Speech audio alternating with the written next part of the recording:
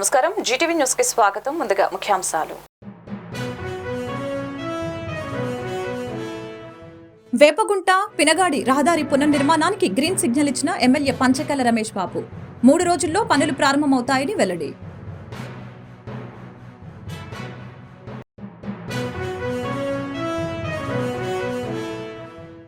విశాఖ కేంద్ర గ్రంథాలయం పునర్నిర్మాణానికి కూటమి ప్రభుత్వం ముందుకు రావాలన్న మాజీ ఎమ్మెల్సీ శర్మ. విశాఖ వంటి మహానగరంలో ప్రభుత్వ గ్రంథాలయం లేకపోవడం దారుణమని ఆవేదన.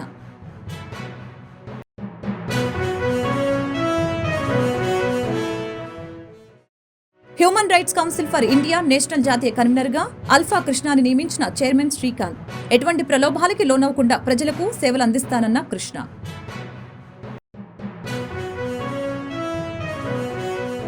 విశాఖలో మొట్టమొదటిసారిగా ప్రారంభమైన ఏఐ క్లాసిఫైడ్ వెబ్సైట్ బ్రోచర్ను ఆవిష్కరించిన జాతీయ జర్నలిస్టుల సంఘం కార్యదర్శి గంట్ల శ్రీనుబాబు, డాక్టర్ నారాయణమూర్తి, నేమాల హేమసుందర్. విజయవాడలో రామోజీరావు సంస్మరణ సభ ఘనంగా ప్రారంభమైంది. ఇటీవల రామోజీరావు అస్తమయం కావడంతో ఏపీ ప్రభుత్వం ఆధ్వర్యంలో నేడు సంస్మరణ సభను ఏర్పాటు చేశారు. ఈ సభకు CM Chandrababu, deputy CM Pawan Kalyan, మంత్రి నారా లోకేష్ తో పాటు మంత్రులు, ఎంపీలు, ఎమ్మెల్యేలు హాజరయ్యారు. ప్రత్యేకంగా బాలభారతం పేరిట ఎంతో యజ్ఞమే చేశారు. ప్రత్యేకించి కొన్ని కథల్ని గంట నిడివి ఉండేటువంటి చిరు చిత్రాలుగా చేయాలని వ్రాయించారు. కార్యక్రమంలోకి వెళ్ళబోతూ ఉన్నాం. ప్రధాన కార్యక్రమం ఇప్పుడు ప్రారంభమవుతుంది. అందరం భాగస్వాములమవుతాం. ముఖ్యమంత్రి వర్యుల్ని మన చీఫ్ సెక్రటరీ అలాగే ప్రిన్సిపల్ సెక్రటరీ గారు తోడ్కొని వేదిక మీదకి తీసుకుని వచ్చిన క్షణాన్ని మనం చూస్తున్నాం. He moved with the times and he moved ahead of the times. At the same time, when newspaper Nagulapalli గ్రామాలని దత్తత తీసుకుని ఆ గ్రామాలకు కావాల్సిన వసతుల్ని కూడా కల్పించారు. స్కాలర్షిప్స్ అందించడమే కాదు, విద్యార్థులకు స్కూల్స్, బిల్డింగ్స్, రోడ్స్, ఎలక్ట్రిఫికేషన్, వివిధ సదుపాయాలని కూడా ఏర్పాటు చేశారు రామోజీరావు గారి ఫౌండేషన్తో. రామోజీరావు గారితో మరి అలాగే శ్రీ కీరవాణి గారు కూడా ఈ సందర్భంగా ఈ సంస్మరణ సభలో పాల్గొనడం విశేషం. జల్ జీవన్ మిషన్ లాంటి కేంద్ర ప్రభుత్వ పథకాల నిధులకి సంబంధించి రాష్ట్ర ప్రభుత్వం మ్యాచింగ్ గ్రాంట్ వివరాలు ఇవ్వాలని ఏపీ ఉప ముఖ్యమంత్రి పవన్ కళ్యాణ్ అధికారులను ఆదేశించారు. గత ప్రభుత్వం ఈ పథకం నిధుల్ని వినియోగించుకోలేకపోయిందని వ్యాఖ్యానించారు.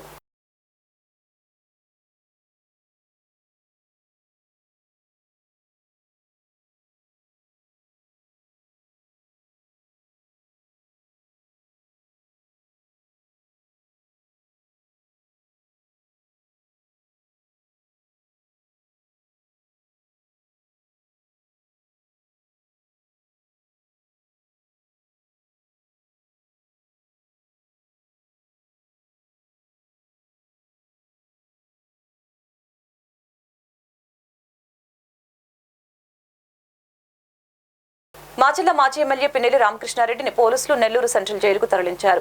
పోలింగ్ రోజున ఈవీఎంలను ధ్వంసంతో పాటు మరో 3 ఘటనలతో ఆయనపై పోలీసులు కేసు నమోదు చేశారు. పిన్నెల్లి బెయిల్పై గత వారం విచారణ జరిపిన న్యాయమూర్తి బెయిల్ పిటిషన్ కొట్టేస్తూ ఉత్తర్వులు జారీ చేశారు. దీంతో ఆయన్ని పల్నాడు పోలీసులు అరెస్టు చేసి అర్ధరాత్రి తర్వాత మాచర్ల కోర్టులో ప్రవేశపెట్టారు. 14 రోజులు రిమాండ్ విధించిన నేపథ్యంలో కాసేపటి క్రితం నెల్లూరు జిల్లా జైలుకి ఆయన తరలించారు. అయితే పోలీసులు అక్రమంగా పిన్నెల్లి రామకృష్ణారెడ్డిపై కేసులు బనాయించారని వైసీపీ కార్యకర్తలు ఆరోపిస్తున్నారు.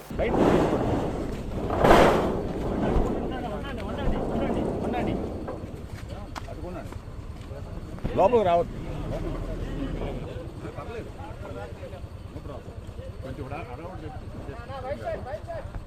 అట్టుకుని తీసుకోండి సార్. 5 గోల్డ్ వస్తాయి.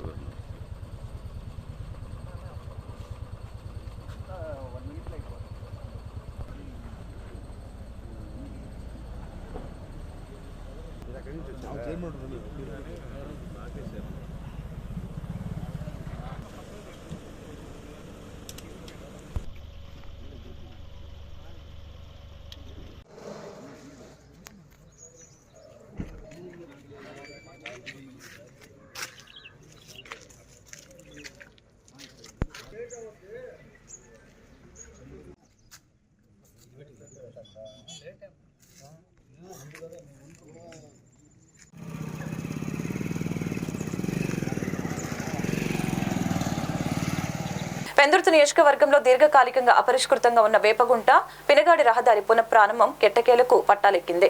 నూతనంగా బాధ్యతలు స్వీకరించిన స్థానిక ఎమ్మెల్యే పంచకల్ల రమేష్ బాబు చొరవతో సమస్య పరిష్కారం కాబోతుంది. ఈ సందర్భంగా ఆయన గురువారం రహదారిని పరిశీలించి అధికారులతో సమావేశం నిర్వహించారు. అనంతరం పంచకల్ల మీడియాతో మాట్లాడారు. జీవీఎంసీ పరిధిలో ఉన్న రహదారి పనుల్ని 3 రోజుల్లో ప్రారంభించనున్నట్లు తెలిపారు. అందుకుగాను 1,50,00,000 విడుదలైందని తెలిపారు. కాంట్రాక్టర్తో మాట్లాడామని వీలైనంత త్వరగా పంచాయతీ పరిధిలో ఉన్న 3.5 కిలోమీటర్ల రహదారి పనుల్ని కూడా ప్రారంభించే శుభవంతమైన ప్రయాణాన్ని చేరువ చేయనున్నట్లు పంచకల్ల పేర్కొన్నారు. వేపగుంట జంక్షన్ నుంచి పెనగాడి రోడ్డు ఎప్పటి నుంచో కూడా టెండర్ అయి కూడా పెండింగ్లో ఉంది. దాని పనులు ఎప్పటి నుంచి మొదలెట్టాలని చెప్పి అధికారులు కాంట్రాక్టర్తో మాట్లాడటం జరిగింది. 3 రోజుల్లో పనులు మొదలు పెడతానని కాంట్రాక్టర్ కూడా చెప్పడం, అధికారులందరినీ కూడా ఆదేశించాం. ఎట్టి పరిస్థితుల్లో 3 రోజుల్లో జీవీఎంసీ పరిధి వరకు up to railway bridge, flyover bridge వరకు జీవీఎంసీ పరిధి 1,50,00,000 రూపాయల వర్క్ అది రేపు ఎల్లుండి నుంచి పనులు మొదలవుతాయని చెప్పి తెలియజేస్తూ, దాని తర్వాత ఆర్ఎండ్బి వాళ్ళు ఆ 3.54 కిలోమీటర్ల ఏరియా కూడా అప్ టు పెనగాడి వరకు హైవే టచ్ అయ్యే వరకు కూడా అది కూడా వర్క్ ప్రోగ్రెస్ కోసం ఎస్ఐ గారిని, డిఈని, ఏఈని ఈవినింగ్ రమ్మంటం జరిగింది. అది ఆర్ఎండ్బి పరిధిలోకి వస్తుంది. వాళ్ళతో కూడా మాట్లాడి దానికి కూడా దీని కంటిన్యూషన్ అతి త్వరలో మొదలు పెట్టిస్తామని చెప్పి ప్రజలకు మీ ద్వారా తెలియజేస్తూ, మరి ఈ రోడ్డు చాలా కాలం నుంచి పెండింగ్లో ఉంది. త్వరితగతిన ప్రజలు ఈ రోడ్లో వెళ్తున్నప్పుడు చాలా ఇబ్బందులకు గురవుతూ ఉన్నారు. మేము కూడా రోజు చూస్తూ ఉన్నాం. అతి త్వరలో ప్రజలకు ఉపశమనం ఇవ్వాలనేదే మా ఆలోచన. తప్పకుండా దాన్ని అతి త్వరలో పూర్తి చేస్తామని కూడా మాటిస్తామన్నాం.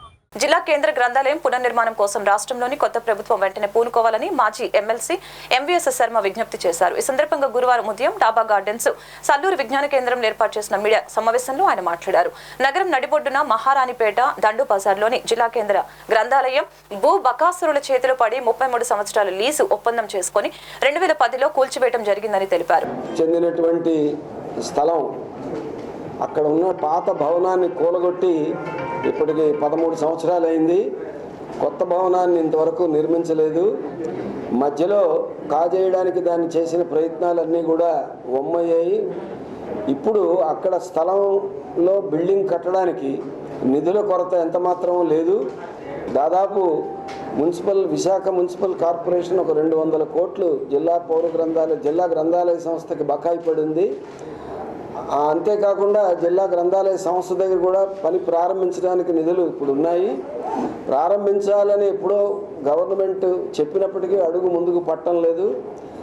గత ప్రభుత్వం తాలూకా నిష్క్రియాపరత్వం ఏ అడుగు ముందుకు వేయని ఆ పరిస్థితికి ప్రజలు దానికి తీర్పు ఇచ్చారు.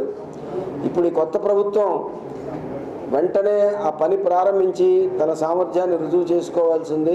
పౌర గ్రంథాలయాల సేవా సమితి అనేక మంది పుర ప్రముఖుల పోరాట ఫలితంగా 2014లో 2010 నాటి లీజు ఒప్పందం ప్రభుత్వం రద్దు చేసిందని తెలిపారు. అయినా నేటికి ఆ గ్రంథాలయం పునర్నిర్మాణం చేపట్టలేదని, ఫలితంగా విద్యార్థులు, నిరుద్యోగులు, ప్రజలు ఇంతటి మహానగరంలో సరైన ప్రభుత్వ గ్రంథాలయం లేక అనేక ఇక్కట్లకి గురవుతున్నారని ఆవేదన వ్యక్తం చేశారు.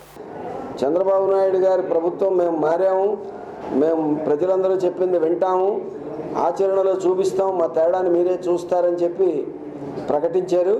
ఆ తేడాన్ని ఆచరణలో వాళ్ళు చూపించాలంటే, ప్రజలు విశ్వసించాలంటే దానికి ఒక గీటురాయిగా 1 నెల్లాళ్లలోపు విశాఖ జిల్లా గ్రంథాలయ సంస్థ యొక్క సొంత భవన నిర్మాణానికి శంకుస్థాపన జరగాలని గ్రంథాలయ సంస్థ పోరాట కమిటీ తరఫున మేము డిమాండ్ చేస్తున్నాం. ఇదే విషయాన్ని విద్యామంత్రిగా ఉన్న లోకేష్ గారికి, ఈ నియోజకవర్గం ఎమ్మెల్యే వంశీకృష్ణ యాదవ్ గారికి కూడా ఈ మీడియా ముఖంగా విజ్ఞప్తి చేస్తున్నాం. వారిని స్వయంగా కలిసి కూడా ఈ విషయాన్ని వారికి త్వరలో తెలియజేస్తాం. ఈ కొత్త ప్రభుత్వం కూడా కదలకపోతే రూపొందించాల్సిన కార్యాచరణ భవిష్యత్తులో దాని గురించి ఆలోచిస్తాం. నగరానికి చెందిన ప్రముఖ సంస్థ డిజిటల్ వీడియోస్ వారి నిర్వహణలో software engineer founder doctor Manibhushan ఆధ్వర్యంలో యువ పారిశ్రామికవేత్త ఆదిత్య భూషణ్ పర్యవేక్షణలో ఇటీవల ప్రారంభమైన ఏఐ సాఫ్ట్వేర్ బ్రాండ్ వారి తొలి ప్రోడక్ట్ క్లాసిఫైడ్ వెబ్సైట్ బ్రోచర్ ఆవిష్కరణ కార్యక్రమం స్థానిక డాబా గార్డెన్స్ బీజేఎఫ్ ప్రెస్ క్లబ్ లో జరిగింది. ఈ కార్యక్రమానికి ప్రత్యేక అతిథిగా వాస్తు శాస్త్ర నిపుణులు డాక్టర్ నారాయణ మూర్తి పట్నాయక్, ముఖ్య అతిథి జాతీయ జర్నలిస్టుల సంఘం కార్యదర్శి గంట్ల శ్రీనుబాబు, సీనియర్ జర్నలిస్ట్ నేమాల హేమసుందర్రావులు బ్రోచర్ను ఆవిష్కరించారు. ఈ సందర్భంగా గంట్ల శ్రీనుపాపు మాట్లాడారు. రాబోయే రోజుల్లో కంప్యూటర్ రంగంలో చాలా మార్పులు జరగబోతున్నాయని తెలిపారు. ఈ సమయంలో ప్రతి ఒక్కరికి ఇంటర్నెట్ లో వారి వెబ్సైట్ అవసరమని, కాకపోతే వెబ్సైట్ తయారీ ఖర్చు నిర్వహణ చాలా ఎక్కువగా ఉందని తెలిపారు. ప్రముఖ పర్యావరణవేత్త మనందరికీ కూడా సుపరిచితులు, 25 ఏళ్లుగా డిజిటల్ మీడియా రంగంలో తనదంటూ ప్రత్యేక స్థానం సంపాదించుకున్నటువంటి మణిభూషణ్ గారి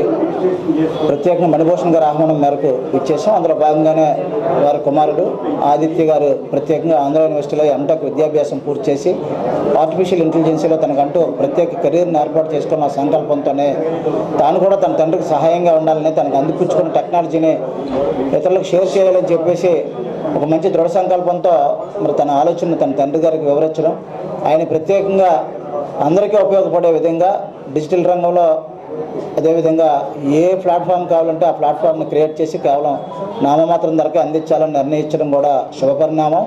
ప్రత్యేకంగా ఇది ఎవరికి ఉపయోగపడుతుందంటే ఔత్సాహిక ఎంటర్ప్రెన్యూర్స్ కానీ, లేదంటే సూక్ష్మ చిన్న మధ్య తరహా వ్యాపారాలు చేసుకునే వారికి కానీ, అంతేకాకుండా వివాహాలు చేసుకునేవారు కానీ, లేకపోతే మ్యారేజ్ బ్యూరోస్ కానీ, ఇటువంటి ఆరంగం కాకుండా అందరికీ కూడా చక్కగా వారి ప్రకటనలు ఇచ్చుకోవడానికి ఒక సులభతరమైన ప్లాట్ఫామ్. ఎందుకంటే టెక్నాలజీ అంతా కూడా ఒకే దగ్గర కేంద్రీకృతం ఉంటుంది కాబట్టి మనం కోరుకున్నది ఏదైనా సరే మన క్లాస్మేట్ కావాలనుకుంటే వాళ్ళ క్లాస్మేట్ని సులభతరంగా తయారు చేసి మనకు తక్కువ ధరకు ఇవ్వగలరు. లేదంటే మనం విడివిడిగా పార్ట్స్ కొనుక్కొని మనం దాన్ని తయారు చేసుకోవాలంటే చాలా ఖర్చుతో కూడుకున్న పని.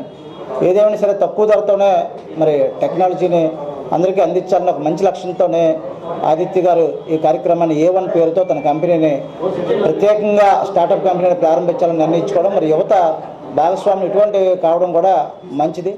విశాఖపట్నంలో కృత్రిమ మేధస్సు ఆర్టిఫిషియల్ ఇంటెలిజెన్స్ మీద ఒక సాఫ్ట్వేర్ కంపెనీ ఏర్పాటు చేయడం జరిగింది.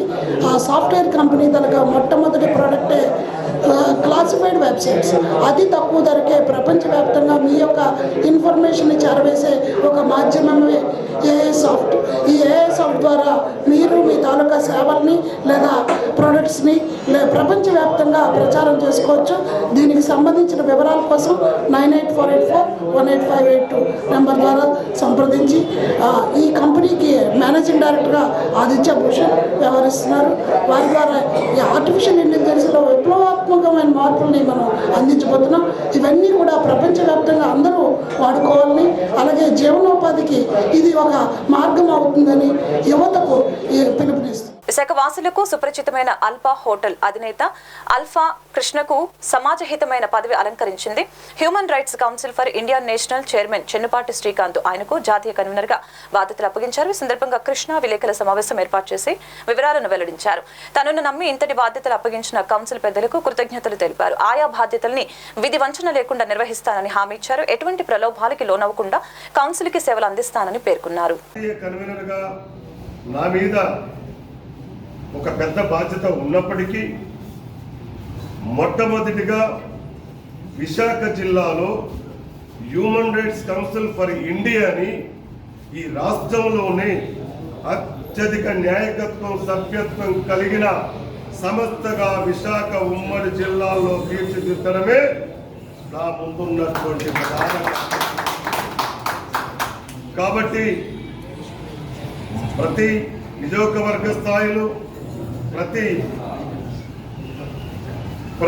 జిల్లా స్థాయిలో పార్లమెంటు స్థాయిలో నగర స్థాయిలో కమిటీలు ఏర్పాటు చేసుకొని మా అందరితో సమన్వయం చేసుకొని ఎక్కడైతే హక్కులకు భంగం కలుగుతుందో, ఎక్కడైతే భారత రాజ్యాంగం ప్రసాదించినటువంటి హక్కుల్ని కాలరాసి హక్కులు అనుభవిస్తున్న వారిని చిక్కుల్లో పడేస్తే ఖబర్దార్ human rights council for India Visakha జిల్లాలో ఉందనే సంగతి వాళ్లకు మర్చిపోవద్దని చెప్పి సందర్భంగా తెలియజేస్తా ఉన్నా. మంచికి దగ్గరగా, చెడుకు దూరంగా, మానవత్వానికి దగ్గరగా మంచి చేయడానికి ముందుంటాను తప్ప హ్యూమన్ రైట్స్ కార్డ్ అంటే జేబులో పెట్టుకొని పోలీస్ స్టేషన్లోకి వెళ్ళి తగువులు తీర్చేది కాదు. మానవ హక్కుల సంస్థ అంటే అది కూడా ఒక సేవా సంస్థని మాత్రమే భావిస్తాం తప్ప వేరే విధంగా భావించమని చెప్పి కూడా ఈ సందర్భంగా మీకు తెలియజేస్తా ఉన్నా. గుంటూరు మార్కెట్ సెంటర్లో గల హిందూ హై స్కూల్ నందు ప్రభుత్వ పాఠశాలల యందు చదువుతున్న విద్యార్థులకు ఆంధ్రప్రదేశ్ ప్రభుత్వం ఉచితంగా అందిస్తున్న స్టూడెంట్స్ కిట్స్ పంపిణీ కార్యక్రమం జరిగింది. ఈ కార్యక్రమానికి తూర్పు నియోజకవర్గ శాసనసభ్యులు మహమ్మద్ నజీర్ ముఖ్య అతిథిగా హాజరై విద్యార్థులకి కిట్స్ పంపిణీ చేశారు. ఈ సందర్భంగా మహమ్మద్ నజీర్ మాట్లాడారు. ప్రైవేట్ స్కూల్స్ కి తీటుగా ప్రభుత్వ పాఠశాలలు అభివృద్ధి చెందుతున్నాయని తెలిపారు. ప్రభుత్వ పాఠశాలలో చదువుకునే ప్రతి విద్యార్థికి సంవత్సరానికి 15,000 రూపాయలు ఖర్చు అవుతుందని తెలియజేశారు. ప్రభుత్వ పాఠశాలలో అన్ని మౌలిక సదుపాయాలు అందుబాటులోకి తీసుకువచ్చామని అన్నారు. విద్యార్థులు చదువులోనే కాకుండా ఆటపాటల్లో కూడా ముందుండాలని కోరారు. పాఠశాలలో ఎటువంటి ఇబ్బందులు ఉన్నా తమ వద్దకు తీసుకుని రావాలని స్కూల్ యాజమాన్యాన్ని కోరారు.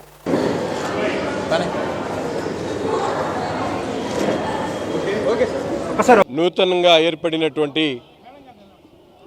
ప్రభుత్వంలో విద్యాశాఖ మంత్రిగా ఉన్నటువంటి నారా లోకేష్ గారు రాష్ట్రంలో ఉన్నటువంటి ప్రతి ఒక్క స్కూల్ అన్నింటిలో కూడా స్కూల్ కిట్ల పంపిణీ కార్యక్రమం డిలే కాకూడదనే ఆలోచనతో ప్రతి ఒక్కరిని కూడా అప్రమత్తం చేస్తూ రాష్ట్ర వ్యాప్తంగా ఉన్నటువంటి స్కూల్స్ అన్నింటిలో కూడా పుస్తకాలని వెంటనే డిస్ట్రిబ్యూషన్ చేసేటువంటి కార్యక్రమాన్ని ప్రారంభించినందుకు మన హృదయపూర్వకంగా ధన్యవాదాలు తెలుపుతూ ముఖ్యంగా ఈరోజు గుంటూరు నగరంలో ఉన్నటువంటి 12,300 మంది స్టూడెంట్స్కి స్కూల్ కిట్ పంపిణీ కార్యక్రమాన్ని చేపట్టడం జరిగింది.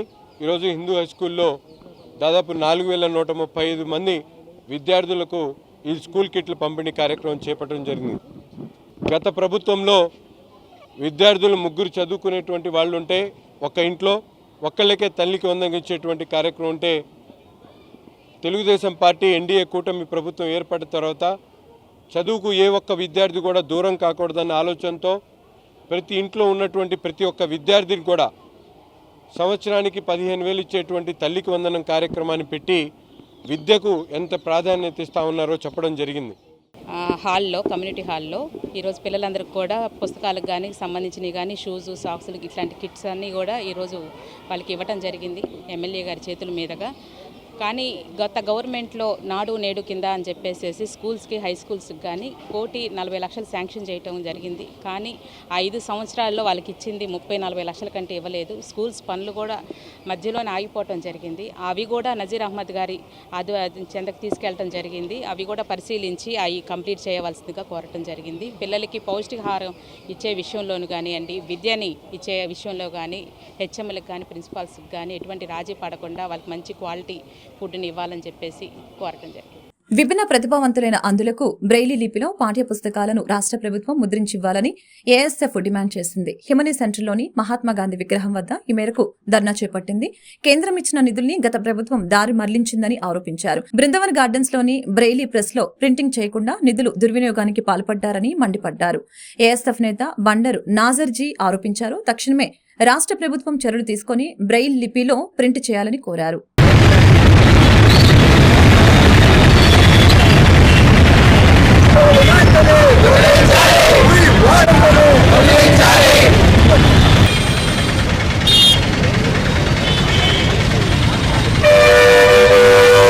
అందించాలి. రాష్ట్ర వ్యాప్తంగా బ్లైండ్ విద్యార్థులకు పాఠ్య పుస్తకాలను వెంటనే అందించాలి. 2017 సంవత్సరంలో కేంద్ర ప్రభుత్వం 70 లక్షలు పెట్టి ఓ కమిషన్ 70 లక్షలు ఖర్చు పెడుతూ 1,40,00,000 రూపాయలతో బ్లైండ్ విద్యార్థులకు పాఠ్య పుస్తకాలు ముద్రించేటువంటి ప్రెస్ క్లబ్ను నిర్మించింది. ఆ ప్రెస్ క్లబ్ భవనానికి ఆనాడు 2017లో రాష్ట్రంలో అధికారంలో ఉన్నటువంటి తెలుగుదేశం ప్రభుత్వం చంద్రబాబు నాయుడు గారు 30 లక్షల రూపాయలు కేటాయించి బిల్డింగ్ కట్టించారు. ఈరోజు 2017-2018 సంవత్సరంలో రాష్ట్ర వ్యాప్తంగా ఉన్నటువంటి బ్లైండ్ విద్యార్థులకు ఏదైతే 1 నుంచి 10 చదువుతూ ఉన్నారో ఆ విద్యార్థులకు ప్రతి పాఠ్యపుస్తకం ముద్రించి పూర్తి స్థాయిలో ఇచ్చారు. కానీ 2019 నుంచి 2024 వరకు ఈ సంవత్సరం కూడా ఇంతవరకు బ్లైండ్ విద్యార్థులకు పూర్తి స్థాయిలో పుస్తకాలు అందలేదు. రాష్ట్ర వ్యాప్తంగా 10,230 మంది ఉంటే కేవలం 1,500 నుంచి 2,000 వరకే పుస్తకాలు అందుతా ఉన్నారు. రాష్ట్ర వ్యాప్తంగా అనేక మంది విజువల్ ఛాలెంజ్ సంఘాలు కానివ్వండి, ఎంప్లాయీస్ కానివ్వండి, ఆ రాష్ట్ర ప్రభుత్వంలో గత ప్రభుత్వం వైసీపీ ప్రభుత్వంలో సంబంధిత మంత్రికి సంబంధిత అధికారులకి ఫిర్యాదు చేసినా కూడా ఆ మంత్రి ఎండి కుమార్ రాజాకు దగ్గర బంధువు దగ్గర చుట్టం కాబట్టి ఈరోజు వారికి సపోర్ట్ చేసుకుంటూ అతను ఏం చేసినా కూడా చేస్తూ ఉన్నారు. ఓ పక్కన బృందావన్ గార్డెన్స్ 4వ లైన్లో బ్రెయిలీ ప్రెస్ క్లబ్లో కంప్యూటర్ ఆపరేటర్ పనిచేసిన హారిక ఏదైతే ఉందో ఆమె ఈరోజు అక్కడ ఉన్నటువంటి ఉద్యోగస్తుల్ని మీరు గుడ్డివాళ్ళు, మీ గుడ్డివాళ్ళకి ఎవరో ఉద్యోగం ఇచ్చని చెప్పని వాళ్ళు అవమానిస్తూ ఉంది. ఈరోజు ప్రతి 2 నెలలకి 3 నెలలకి ఆ అవమానాలు తట్టుకోలేక స్టాఫ్ మారిపోతూ ఉన్నారు, పుస్తకాలు ముద్రించట్లేదు. కాబట్టి ఏఐఎస్ఎఫ్గా మేము డిమాండ్ చేస్తూ ఉన్నాం, ఎండి కుమార్ రాజాపై తక్షణమే సమగ్ర విచారణ జరిపి అతని విధులను తొలగించాలి. అదేవిధంగా రాష్ట్ర వ్యాప్తంగా ఉన్నటువంటి 10,000 మంది బ్లైండ్ విద్యార్థులకు పూర్తి స్థాయిలో ప్రతి సబ్జెక్టు పూర్తి స్థాయిలో పుస్తకాలను ముద్రించి తక్షణమే అందించాలని చెప్పని ఏఐఎస్ఎఫ్ డిమాండ్ చేస్తూ ఉన్నాం. స్టేట్ వైడ్ బ్రెయిలీ ప్రెస్ అనేది గార్డెన్ 4th లైన్లో ఉంది. దాంట్లో గత 5 సంవత్సరాల బట్టి ఎలాంటి బుక్స్ రావట్లేదు. ఎందుకు బుక్స్ రావట్లేదని అడిగినందుకు మేము వెళ్తే మా మీద కేసులు పెట్టడానికి బెదిరించడం, తర్వాత అంబేద్కర్ డేట్ వేయలేదు, ఎందుకు వేయలేదు పుట్టినరోజు డేట్ అని అడిగితే అంబేద్కర్ దళితుడు, ఆయన డేట్ అయిపోతే పెద్ద అవసరం ఉందని హారిక ఓసీ మహిళగా హారిక చెప్పిన విషయం ఉంది. తర్వాత మేము ఎవరైనా స్టూడెంట్ కానీ మా తర్వాత ఉద్యోగస్తులు మాకు కొంచెం సహకరిస్తుంటే వాళ్ళ మీద కేసులు బరాయించడం అలా చేస్తున్నారు. తర్వాత కుమారాజు ఒక అవినీతి చేసి వికలాంగులు రావాల్సిన ఫండ్స్ని ఏవైతే ఉన్న 26 లక్షల రూపాయలని 4 వైపు గోడగా 100 అడుగులు రోడ్డుకి 26 లక్షలు అయితే నేను ఒక అవినీతి చేసి ఈరోజు నిలదీస్తుంటే మమ్మల్ని కేసులు పెట్టే దానికి ట్రై చేస్తున్నారు. దీని పట్ల ప్రభుత్వం కూడా మా పట్ల స్పందించాలని కోరుకుంటున్నాం. ఏపీ మెడికల్ ఎంప్లాయీస్ యూనియన్ 18వ రాష్ట్ర మహాసభ గుంటూరులో క్యాన్సర్ హాస్పిటల్ నందు జరిగింది. జీజీహెచ్లోని నాట్కో క్యాన్సర్ హాల్లో నిర్వహించిన ఈ మహాసభలో ఏఐటీయూసీ రాష్ట్ర నాయకులు బాలయ్య, ఓబులేసు, రవీంద్రనాథ్, రాధాకృష్ణమూర్తి, జంగాల అజయ్ కుమార్, ఇతర నాయకులు పాల్గొన్నారు. మెడికల్ ఉద్యోగులు ఎదుర్కొంటున్న సమస్యలపై చర్చించి పలు తీర్మానాలు చేశారు. కార్మిక వ్యతిరేక విధానాలను ప్రభుత్వం అనుసరించకపోతే పోరాటం తప్పదని నేతలు హెచ్చరించారు. జాగ్రత్తగా తీసుకొని వాళ్ళకు భయంకరంగా షుగర్తోటి తీవ్రమైన గాయాలైనటువంటి వాళ్ళని మళ్ళా తిరిగి సమావేశం 3 గంటలంతా మొదలవుతుంది కాబట్టి ఫోన్ చేసుకుని వచ్చేయాలని కోరుతున్నాను. Andhra Pradesh government employees, medical and health employees 18వ మహాసభలు ఈరోజు గుంటూరు నగరంలో నిర్వహించుకోవడం జరిగింది. ముఖ్యంగా రాష్ట్ర వ్యాప్తంగా ఉన్నటువంటి ఎంప్లాయీస్ అందరూ కూడా గత ప్రభుత్వంలో ఇచ్చినటువంటి వాగ్దానాలు నెరవేర్చకుండా వారి సర్వీస్ రూల్స్ని ఉల్లంఘిస్తూ అనేక రకాలుగా ఇబ్బందులు పడినటువంటి పరిస్థితులు ఉన్నాయి. వాళ్ళందరికీ కూడా ఈసారి ప్రభుత్వంలో వచ్చినటువంటి చంద్రబాబు నాయుడు గారి నాయకత్వంలో ముఖ్యంగా అవుట్సోర్సింగ్ కాంట్రాక్ట్ ఉద్యోగులకు అందరూ కూడా భరోసా కల్పించేటువంటి కార్యక్రమాన్ని, వారి న్యాయమైనటువంటి డిమాండ్లు ఏవైతే ఉన్నాయో వాటినన్నిటి కూడా త్వరతగిన వాటి మీద పూర్తి స్థాయిలో సిబ్బందిని పెట్టుకొని విచారణ చేసుకొని రావాల్సినటువంటి వారికి కావాల్సినటువంటి న్యాయమైనటువంటి డిమాండ్లు పూర్తి చేసేటువంటి క్రమంలో నేను కూడా వారితో పాటు ముందుంటానని ప్రభుత్వానికి అనేక రకాలుగా సంప్రదించి వారి న్యాయమైనటువంటి డిమాండ్లను పరిష్కరించేటువంటి దిశగా ముందుకు సాగుతామని చెప్పి తెలియజేస్తూ ఏఐటీసీకి అనుబంధంగా ఉన్నటువంటి ఆంధ్రప్రదేశ్ మెడికల్ ఎంప్లాయీస్ యూనియన్ 1953లో ఆవిర్భవించినటువంటి ఒక ప్రభుత్వ రంగ సంస్థలో ఉన్నటువంటి యూనియను. ఆ యూనియన్ 18వ రాష్ట్ర మహాసభ ఈరోజు గుంటూరు నగరంలో ఇక్కడ జరిగింది. ప్రధానంగా ఈరోజు ప్రభుత్వాలు విద్యా వైద్య రంగాలను పూర్తిగా నిర్లక్ష్యం చేస్తున్నాయి. అందువల్లే మన సమాజం పురోగమించాల్సినటువంటి స్థాయిలో పురోగమించలేకుండా కులతత్వాలతో, మతతత్వాలతో, ప్రాంతీయ విభేదాలతో రకరకాలుగా ఇబ్బంది పడేటువంటి పరిస్థితి ఏర్పడింది. ఇవాళ మేము మెడికల్ ఎంప్లాయీస్ యూనియన్గా ప్రభుత్వానికి ఒకటే విజ్ఞప్తి చేస్తున్నాం. ఈ రంగంలో దాదాపు ఒక 40,000 మంది వరకు కాంట్రాక్ట్ అవుట్సోర్సింగ్ కింద పనిచేసేటువంటి కార్మికులు ఉన్నారు. ఒక 50 సంవత్సరాలుగా రికగ్నైజేషన్లో ఉన్నటువంటి, గుర్తింపులో ఉన్నటువంటి ఒక పురాతనమైనటువంటి సంఘం. ఈ సంఘానికి ప్రభుత్వం ప్రాధాన్యత ఇవ్వకుండా ఏవో అసోసియేషన్స్ ఏర్పడితే వాళ్ళతో కూర్చొని మాట్లాడుకొని ఇదంతా చేస్తున్నారు. ఇది సరైనది కాదు. ఈ AP medical employees union AITC అనుబంధ సంఘాలతో కూడా చర్చలు జరిపి వారి సమస్యలు పరిష్కారం చేయాలని చెప్పేసి ఈ సందర్భంగా డిమాండ్ చేస్తున్నాం. వార్తలు ముగించే ముందు ముఖ్యాంశాలు మరొకసారి. వేపగుంట పినగాడి రహదారి పునర్నిర్మాణానికి గ్రీన్ సిగ్నల్ ఇచ్చిన ఎమ్మెల్యే పంచకల్ల రమేష్ బాబు 3 రోజుల్లో పనులు ప్రారంభమవుతాయని వెల్లడి.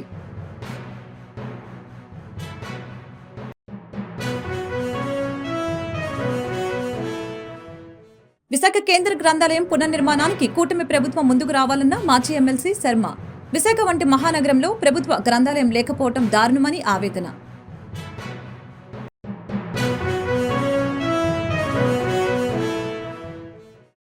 Human rights council for India national జాతీయ కన్వీనర్గా అల్ఫా కృష్ణాని నియమించిన చైర్మన్ శ్రీకాంత్. ఎటువంటి ప్రలోభాలకి లోనవ్వకుండా ప్రజలకు సేవలు అందిస్తానన్న కృష్ణ.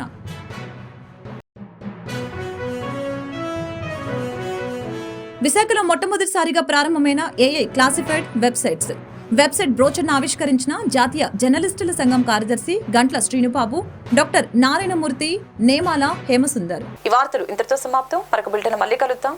నమస్కారం.